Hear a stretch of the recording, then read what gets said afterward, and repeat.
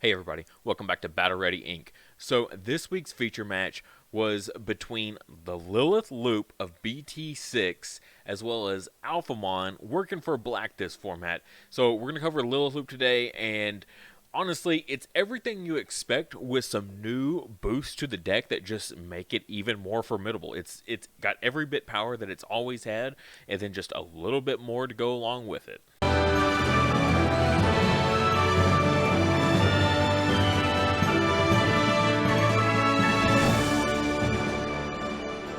Don't forget our memory marker this month is going to be the Egg of Miracles. I got that wrong last time. It is the Golden Armor Egg.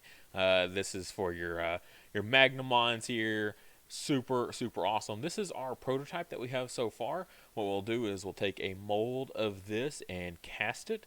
So then all of our finished products will all be resin copies. So we'll have hopefully a working resin copy here very soon.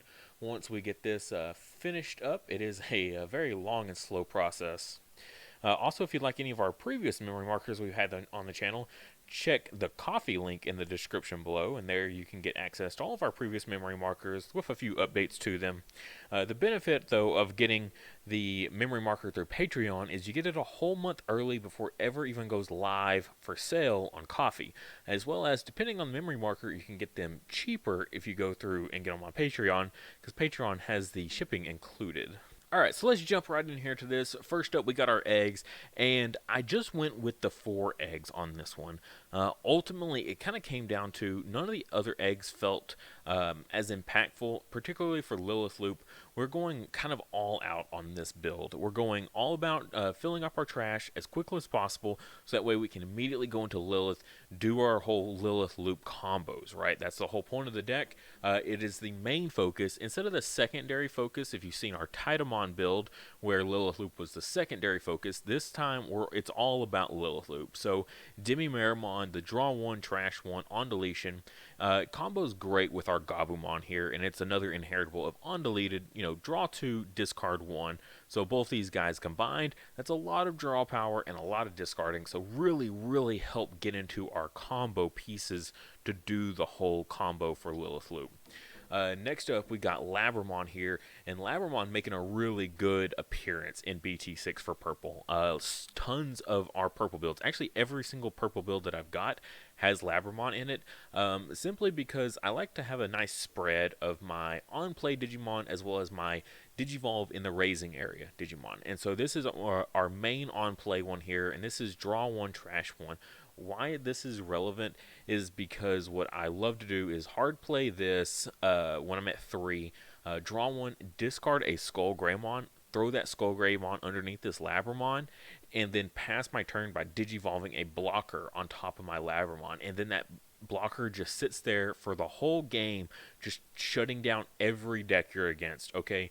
Tons of decks struggle against those 6,000 DP blockers that has retaliation underneath it. They can't just swing over it and, deal with it for a turn. No, if they swing over it, they die. So they have to basically evo up 2 mega stacks to get past it because it's so powerful. Just clearing a 6,000 DP is just a little too difficult for a lot of decks. So loving Labramon this format. Next, we got Gazimon, which is our memory blocker for purple. Tons of decks right now are going to have so much memory gaining option cards. If looking at Lilith Loop, turning off Lilith Loop is super important. If you're looking at blue has 3 different option cards now that give it memory. So turning off all those option cards is going to be so important when going against Bond of Friendship. Gabu Bonds is going to be a formidable deck. Even Jesmon to a degree. It's got CL that's going to give it 1 memory when it's hard played off the all those different effects, as well as every color is going to have their new memory boost. So red going to be digging for its key cards using its memory boost. Absolutely, being able to turn off all kinds of all the memory boost cards that are going to be in every single deck is going to be very important. So went ahead and bumped it up to 3 instead of 2 for this format, just because I think blocking memory is going to be absolutely essential. And our last rookie here is Guilmon, and this kind of gives a tell of what we're kind of going with. Our secondary mega is going to be Chaos Gallantmon. We're going to look for a whole lot of control until we can get into our Lilith loop. So Guilmon here on deletion, gain 1 memory, works great with Chaos Gallantmon. Great for Digibursting away with your Black War Growlmon. Sending Guilmon to the trash, going into Chaos Gallantmon to bring the Guilmon back, popping it, all that good, great stuff that Guilmon's doing here.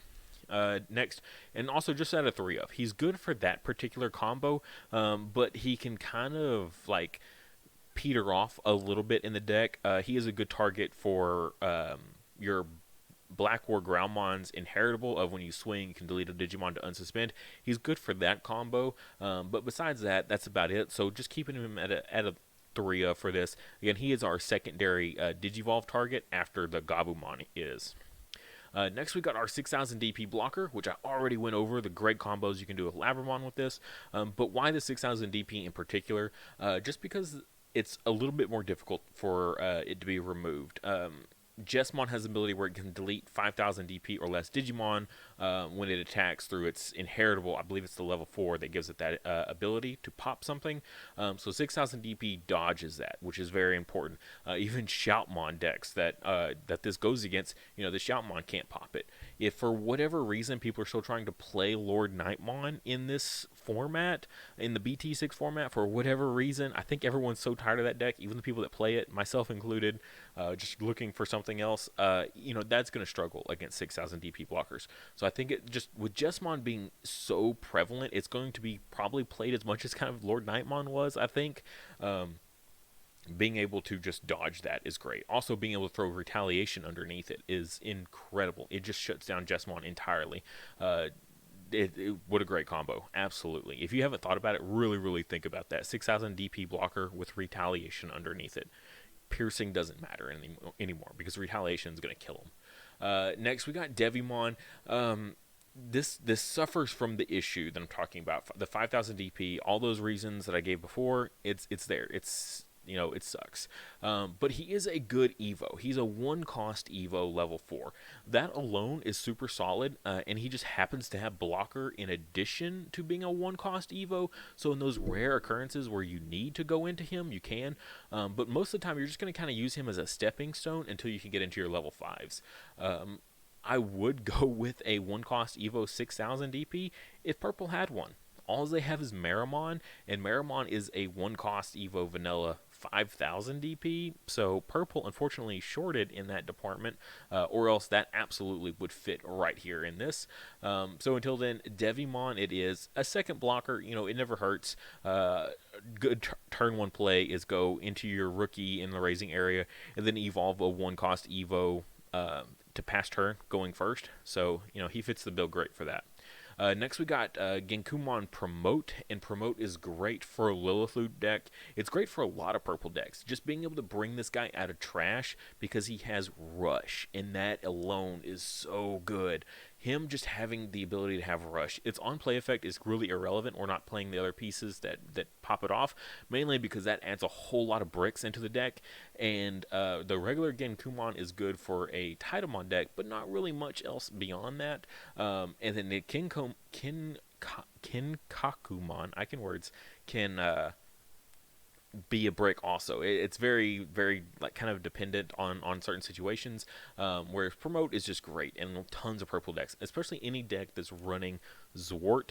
Just being able to bring this guy out and then immediately rushing in that same turn is really good. Or if you say you just slam down a rookie, right, and then evolve into this guy for 2 and then swing. You can do that. I've seen it done where, if you give your opponent too much memory and they can just go off, and it's like, all right, I'll clear my opponent's field. They'll have nothing out there. I'll put them to like 5 memory. And I know it's a lot, but if they have nothing on field, they can't kill me. And then they'll slam down a rookie and then evolve into this guy and swing for game. So really cool stuff. Great for Zwart plays. Great for Lilith Loot plays. Next, we got our level 5 package here. And first up, we got Lady Devimon.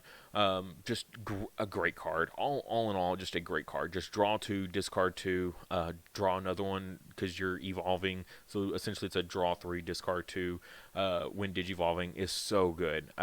Just being able to discard your Skull Greymon in the later game and putting it underneath the important pieces that you want to stay alive, that you don't want to get just run over super easily, whatever that may be. Is always a really, really powerful effect, as well as just getting into your combo pieces is super essential. But don't, look over her inheritable here.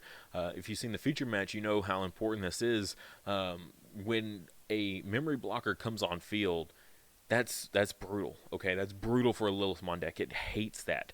So what you can do is go a 0-cost Jack Raid while her inheritable is live to pop the memory blocker that's out there. And you won't gain any memory for the Jack Raid itself, but if you have a Lilithmon, the Lilithmon will at least trigger for its gain 2 after the Digimon is popped, because the Jack Raid technically triggers first, and then everything else triggers afterwards. So you'll go Jack Raid, then Lady Devimon effect to pop something, and then go Lilithmon effect to gain the 2 memory off of her effect at least. So yeah, great card. Loving the Lady Devimon for sure. Next, we got Black War Groundmon, and again, we went with the Black War Groundmon specifically because we're going with a Chaos Gallantmon as our secondary Mega. So the Digiburst 3, most of the time in a lot of decks right now, you're not using it. Like in Titamon, you pretty much never use the Digiburst effect, simply because all your inheritables in a Titamon deck are really, really good. In this particular build, though, we can actually Digiburst stuff away. It's not as important to keep our inheritables. So Digiburst those away, bring back your Guilmon, so that way your Chaos Gallantmon has something to pop. Is really great. Being able to use Chaos Gallantmon to clear your opponent's side of the field is so powerful. If you ever played Chaos Gallantmon, you know exactly what I'm talking about, of how good of effect that is. And then his when attacking effect, it can come up. It may or may not be relevant. It's always nice to have, though. Nice to have the available option to use something like this. So no, definitely another solid card to have. And then last up for our level 5s is Skull Greymon. Now this is particularly, you will almost never digivolve into this guy. He is almost always going to be your discard fodder for whatever it is you have. So I think the 3-3-3 spread that we have here is really good. We essentially have 6 Digimon level 5s that we prefer to digivolve into, and then we have 3 kind of sort of option cards. In a way, you could sort of view them as a brick that you're intending to be a brick. I know it's weird, but yeah. So you're gonna discard this guy, and his effect is you get to place him under one of your purple Digimon, and then his inheritable is Retaliation. So that's really awesome. If you've seen any of our feature matches with purple that we've had for the past couple weeks, this Skull Greymon with your Retaliation inheritable has come up in every single game. Every single game I've tested with purple, Skull Greymon has been like the MVP, just game after game after game. Just you can stall for an incredible amount of time. It is such a good card. You would think, why am I not running 4 of it? Well, at the same time, it is still a brick. We need other targets to digivolve into. So the 3-3 spread here is like the best of. You want more, but you also need the other things because they're super important. So finding that balance is pretty good. Next, we got Lilithmon herself. Only the 3 of. We're keeping a 3-3 balance on our megas here instead of going with a 4 of here, because Lilithmon early game, like the first 3-4 turns of the game, is not something that you want to see. So we cut down on her just a little bit and bumped up our secondary mega. But she's still like a phenomenal card. Either way, just on your turn when you use an option card, gain 2 memory. That alone is great. Even if you're not using her when digivolving effect to get purple cards back, the secondary part is still a really, really amazing card. And 3 Evo cost, absolutely perfect. As long as you have a memory fixer, you can always go into her and get the ball rolling. Next, we got Chaos Gallantmon at our, like I was talking about, this is our secondary mega. I do feel like I like the Titamon build a little bit better. with Lilithmon as the secondary mega in that build, it just felt like Titamon is just really good at doing its own thing. And then when you get to that point in the game where you can just happen to start Lilith looping, cool, awesome. But a Lilith focus deck is all about controlling the field until you can eventually get into the Lilith loop. Until you get into the Lilith loop, the deck doesn't really have another win con, is what it felt like a lot. But either way, though, Chaos Gallantmon just being able to help control the board for you, I think alone is going to be worth running him as your secondary mega. If you don't want to use the Titamon build, then the Chaos Gallantmon, I think, is still the solid way to go for this deck. So when Digivolving, you may delete one of your Digimon to delete one of your opponent's level 5 or lower. There's your control element. Also, I think this effect gets overlooked a lot, but when one of your other Digimon is deleted, you may play a level 3 Digimon from your trash without paying its memory cost. Like, that gets overlooked a lot. A neat kind of thing you can do is use his effect, pop something, bring a rookie back, and then Digivolve a promote on top of it to give it rush, and then you can get some more swings in. So if he's been on the field for a few turns and you want to crash with some rookie, the rookie crashes in security, you bring that rookie right back, you devolve it into a promote, it swings a second time. I mean, what's not to love about that? All right, and next up is our Zwart package here, or the Lilith Loop package.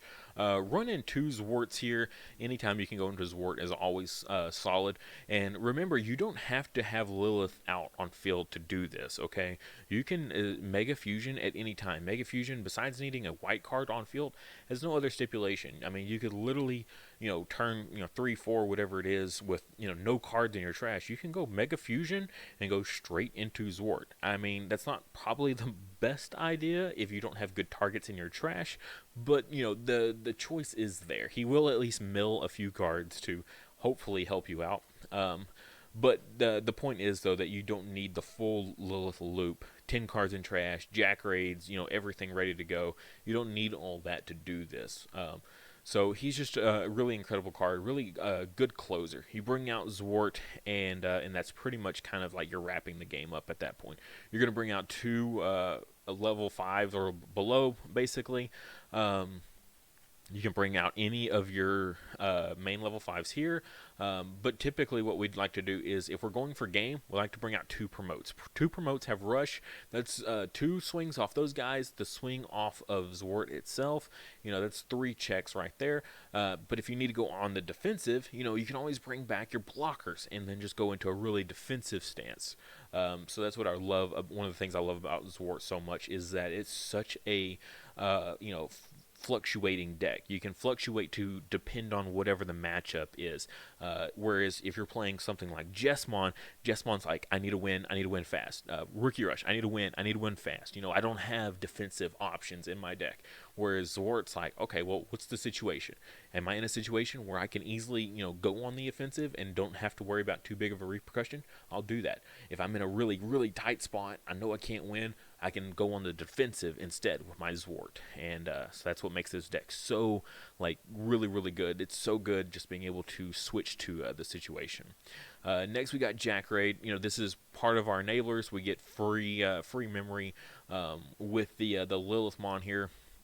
There's plenty of times where I've seen a player go into Lilithmon, grab 2 Jack Raids, play the 2 Jack Raids, get 2 memory for each Jack Raid, and then 2 memory off the Lilithmon. That puts them at 6 memory. It's exactly enough to go into a Zwart. So then you don't even need a Mega Fusion in your hand at that point, and you can just go to town right there on the spot. So great stuff. Security effect, gain 2 memory. That's always awesome. Just having your opponent hit into a Jack Raid and pass it back to you, so good. Such a great card. Works great for purple. Purple can fill up his trash so easily and get this card live very quickly. Next, we got Mega Fusion. We've already talked about why it's important. Just being able to play your Zwart for free is just an awesome card. Also, it is technically an option, so you can trigger your Lady Devimon here. So another great way. Say you don't even need to use the Mega Fusion, but you really need to pop something with Lady Devi. Go ahead and play that Mega Fusion. I mean, its effect lasts for the whole turn, which is really cool. So, even if you don't have the cards immediately, you can always just play it, and pop something with Lady Devi, and then draw into the Zort, perhaps, after a bit. So just keep that in mind. And then lastly are Tamers. And this is where it gets really, really, I think it's the most fluctuating spot of the whole deck, is what you want to do with your Tamers. I know a lot of people, if you're running Zwart, they really like the Matt and Ty. My issue with Matt and Ty is it's kind of easy to dodge the memory gain, and you really need to be at 3 memory in this deck. You need to be able to go into your Mega and go to 0, and then go into Mega Fusion and go into Zwart, keeping it on your turn. If you don't have a way to put yourself to 3, it makes that extremely difficult. So I think a memory fixer is just way more reliable than relying on something that's going to be an if then maybe sort of who knows sort of thing. Now, unfortunately, all of her other effects don't matter. The fact that she's a white and that she's a memory fixer, that's literally it. But that's all you need in this deck. Usually what people were doing before was they're splitting their views. They're going matte for your purple memory fixer, and then they were going with Takumi for the white.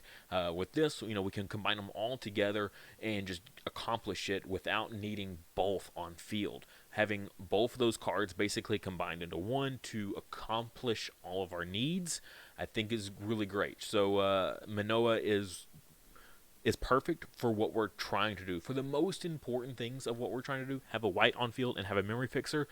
Anything else doesn't matter. If you look at Takumi, the reason you play Takumi isn't for the draw factor. It isn't for the stunning of Rookie Rush. It is because he's white and because he's a 2 play cost. That's why people run him. It's just because he's white and he's cheap.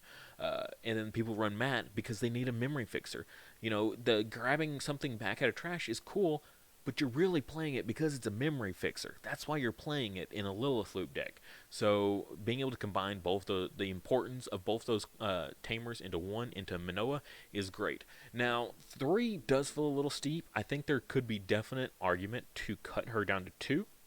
And you could, if you really want, play a purple Matt to grab something back. I don't think it's necessary. I think maybe you could argue picking Takumi, so you can get some more draws, stun rookies, all that sort of thing. Especially if Bond's Gabumon becomes a thing, like a real threat in this game. You could drop the Manoa down to 2 and then add in a Takumi. Okay, if you really, really want to get crazy with it, you could drop her down to 1 and add in 2 Takumis. But I think the white Tamers is the way to go. And if you have a white memory fixer, that just feels absolutely perfect for me. And that's going to do it. There's a quick zoomed out if you want to take a screenshot of the deck there. Let me get Manoa's numbers in there for you. Really, there's not really any alternatives. If you want to play a full Lilithmon focus deck, I think this is the way to go. If you want the Tidamon build, definitely check out my Tidamon build that I've already done that incorporates Lilithmon as the secondary mega, because I think that's probably still slightly better than this, but if you just want to run pure Lilithmon, I think this is a great way to do it. I really enjoy this build. It feels really good. I don't have any negatives to say about purple this format. Purple feels like it's in a really good place. I was originally worried about it. I thought Jessmon was just going to run right over it. But now that I can throw Skull Greymon underneath my blockers, I ain't scared of Jessmon no more. And that's kind of how I feel about a lot of these decks. Thank you guys so much for watching. If you would, please like the video and subscribe. Just a little bit of help goes a super long ways. It helps the channel out tremendously, gets my videos out there, gets them seen. And if you really, really want to support the channel, check out the links in the description below. I'll have a link for my Patreon, which is displayed right here. You can get access to my Discord server that I have, as well as you can get the memory markers that we've had. These are just a few of my favorites from the past that we've had. The current one, Impmon's baby, as well as Gabumon's baby as well, Sunomon and Yamon. These guys are super adorable. I definitely love them so much. And every month a new one changes out, so make sure you check that out. As well as we have our new playmats. This is why I recreated this video. It's because our playmats are here finally, and they are super cool. I alternate between the black and white every single month for whoever wants to support this tier, as well as I have a tier just higher than that, so that way you don't also have to lose out on a memory marker. You can get both the memory marker and the playmat just in case you want both. super awesome support from everyone that has supported in the past and who will support in the future. You guys are awesome. Also, if you want to check out my merch, my Teespring link is in the description below for that. We've got, you know, the shirts that I wear on the channel that has the logo across. I love when I see people representing my merch in public. It is like one of the coolest feelings I've ever had in my entire life.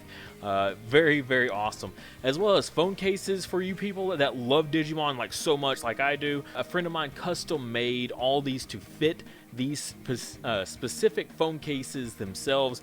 So the prices are a little bit higher just because I have to pay her back, as well as make a little tiny bit of profit because of how much, unfortunately, they take for their cut for Teespring. But like I said, if you can't do any of that, please just like the video and subscribe to the channel. Every time we hit a new mile marker for subscriptions, I give out free merch of all different types. 2000K, I think we're doing one of the playmat giveaways. So definitely be subscribed and ready for when that comes.